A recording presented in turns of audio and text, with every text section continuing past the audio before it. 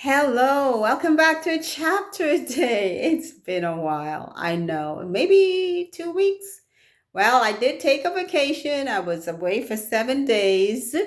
So here I am. I have returned and I have not given up my venture of reading this Bible through. So happy Sabbath, if I didn't say that before. And I know usually it's on Sabbath that I do get the chance to really sit down and do this reading through. Today I'll be reading two chapters of Isaiah, chapters 31 and 32. I pray that your weeks have been going well.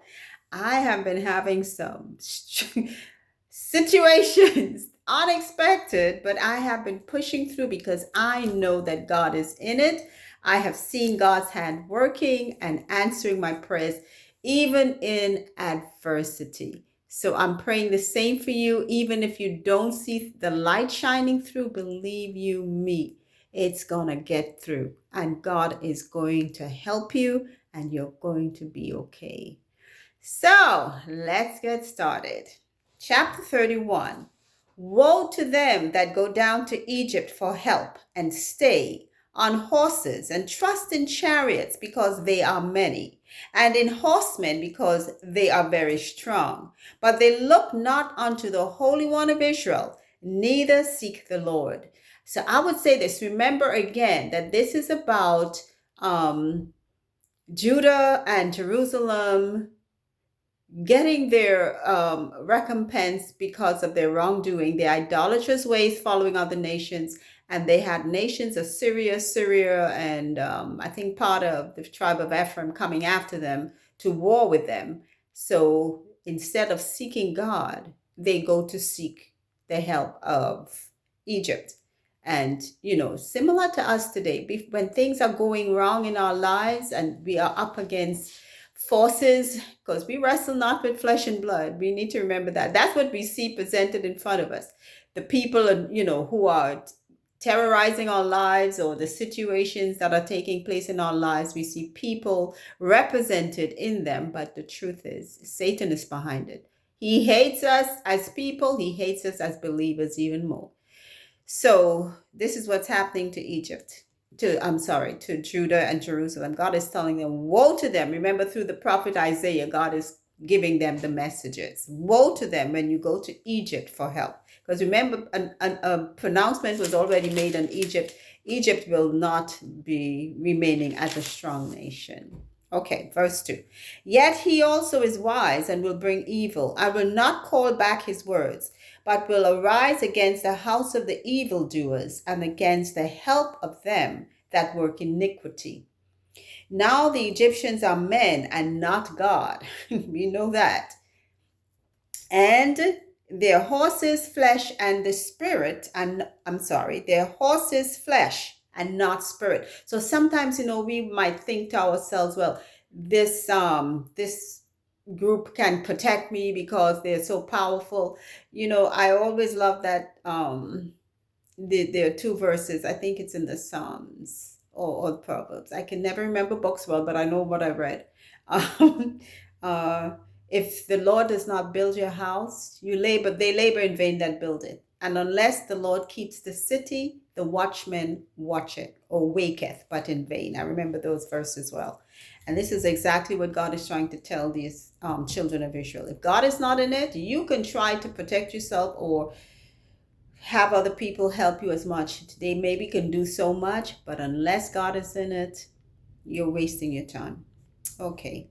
And that's a good lesson, even for me, even as I read this to you, because that's what I need to remember.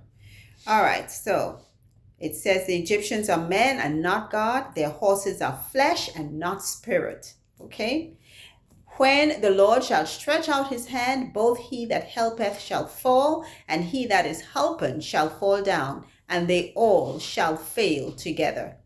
For thus hath the Lord spoken unto me, like as the lion and the young lion roaring on his prey. When a multitude of shepherds is called forth against him, he will not be afraid of their voice, nor abase himself for the noise of them. So shall the Lord of hosts come down to fight for Mount Zion and for the hill thereof. As birds flying, so will the Lord of hosts defend Jerusalem. Defending also, he will deliver it, and passing over, he will preserve it. You know, God is something else. God is so amazing. Just this morning, I was discussing with someone the love of God, what we perceive as love. You know, we were discussing these some sort of shows that they have, couples getting together and then they fall in love and all that nonsense that they like to show on these social media. Yeah. And I was saying, you know, we really don't know what love is. That nonsense we call love, you know, these momentary fits of feelings that we, you know, title love, that's not love. God is the only person who can really love, you know. And when we get to know God, that's how we come to try to emulate that way that God has. Merciful, loving, forgiving, long-suffering, I'm forbearing, all of these things wrap itself up in that word love. But God so loved the world, he gave his only begotten son. And this is way before Jesus came. God still loved his people despite their behavior towards him. He sent so many different prophets, Hosea, who married the prostitute Gomer, to show even when they stray and go back to their, their idolatrous ways, that God still goes and pursues them. This is what he was trying to show them in all their disobedience. Amazing. Okay, so verse 6. Turn ye unto him from whom the children of Israel have deeply revolted. For in that day every man shall cast away his idols of silver and his idols of gold, which your own hands have made unto you for a sin. Then shall the Assyrian fall with the sword, not of a mighty man, and the sword not of a mean man shall devour him, but he shall flee from the sword, and his young men shall be discomfited. And he shall pass over to his stronghold for fear, and his princes shall be afraid of the ensign, saith the Lord, whose fire is in Zion, and his furnace in Jerusalem. So, even though God would allow us to have rough times for a while, God will come right back and fight our battles for us and redeem us from the hand of the wicked. And that is something that I am experiencing right now. Okay, so I'm going to read chapter 32. Behold, a king shall reign in righteousness, and princes shall rule in judgment. A man shall be as an hiding place from the wind, and a covert from the tempest, as rivers of water in a dry place, as the shadow of a great rock in a weary land. And the eyes of them that see shall not be dim, and the ears of them that hear shall hearken. The heart also of the rash shall understand knowledge, and the tongue of the stammerers shall be ready to speak plainly. The vile person shall be no more called liberal, nor the cruel said to be bountiful. For the vile person will speak villainy, and his heart will work iniquity, to practice hypocrisy, and to utter error against the Lord, to make empty the soul of the hungry, and he will cause the drink of the thirsty to fail. The instruments also of the cruel are evil. A cruel is a very devious person. He deviseth wicked devices to destroy the poor with lying words, even when the needy speaketh right. But the liberal deviseth liberal things, and by liberal things shall he stand. Rise up, ye women that are at ease. Hear my voice, ye careless daughters. Give ear unto my speech. Many days and years shall you be troubled, ye careless women. For the vintage shall fail, the gathering shall not come. Tremble, ye women that are at ease. Be troubled, ye careless ones. Strip you, and make you bare, and gird sackcloth upon your loins. And we remember sackcloth and ashes was something that was used by people who were repenting of their wrong deeds. Verse 12. They shall lament for the teats, for the pleasant fields, for the fruitful vine. Upon the land of my people shall come up thorns and briars, yea, upon all the houses of joy in the joyous city.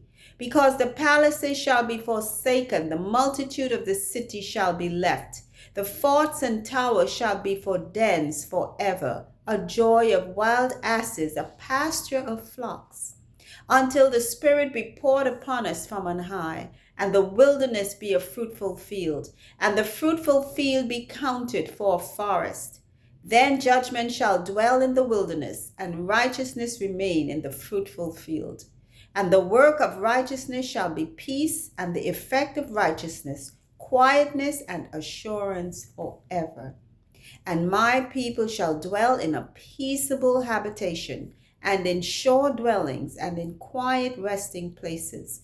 When it shall hail, coming down on the forest, and the city shall be low in a low place.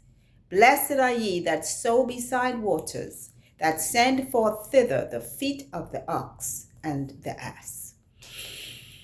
Whew! I tell you, these are all the predictions and prophecies of God to the children of Israel through the prophet Isaiah. So that is the end of our readings for today, chapters 31 and 32. I thank you all for listening. I haven't had any comments, but again, I always say, take your Bible, read along with me, and you can go ahead of me. We're in Isaiah. I know I'm going through Isaiah. I'm just halfway there because I believe there are 60 plus books in Isaiah. So I'm now on 32. But it's not a race for swiftness, it's for endurance, and I'm enduring. So until then, I pray you have a wonderful weekend and keep listening, because that's how our faith comes and grows. Take care.